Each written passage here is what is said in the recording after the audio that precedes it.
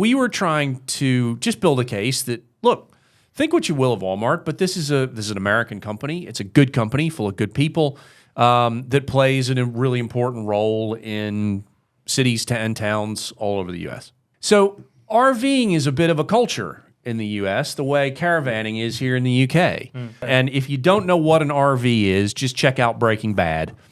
Walter White. Well, indeed. So Walter likes to make his product in the back of an RV, as we would call it if you're an American. Product. Good quality product, indeed. And we discovered, sort of by accident, that Walmart had this amazing rule. Walmart basically said, if you're driving around in your RV and you need to stop someplace for the night, you're very welcome to park in any of our parking lots. So the idea was, we were going to get some folks to go on an RV trip. All right. We thought we'd get them an RV.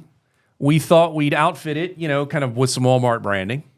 And what we thought we'd do is we'd send them on a road trip and get them to stop along the way and write a blog. So we were kind of thinking if we could find a writer, photographer, or pair, that would be really neat. And as it happened, one of the folks on our team knew someone. So we get them to come in, and I'm going to teach them about how the blog works. Writer, here's your account. With your name on it. Obviously, all your stuff will be bylined. Photographer, here's your account. Anything you publish, it's going to say, as all the blogs did at that time, posted by Marshall, posted by Chris. So that was the moment where it all went off the rails.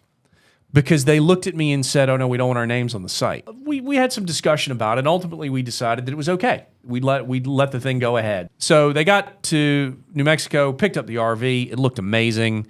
They started the trip, went from one Walmart to another. Later in the trip, we had arranged for a journalist who covered the company to come down and just bump into this and interview them. That journalist came down to meet up with them in a Walmart parking lot, did a lovely interview where these two said all the right things, everything that you'd have hoped for as a PR person for the company. But the last line of the story was, by the way, these two advocates for the company refused to give their names. They wouldn't give their names to the journalist, in addition to not having their names on the site. And let me guess, this spiraled quickly. Yeah. And this opens a whole can of worms about all sorts of issues. Why? Yeah. And so the first couple of days after that initial story hit were pretty awful. We were on the front page of the New York Times, we were on the front page of the Washington Post. And what were the headlines? They were every bit as bad as you would expect. We're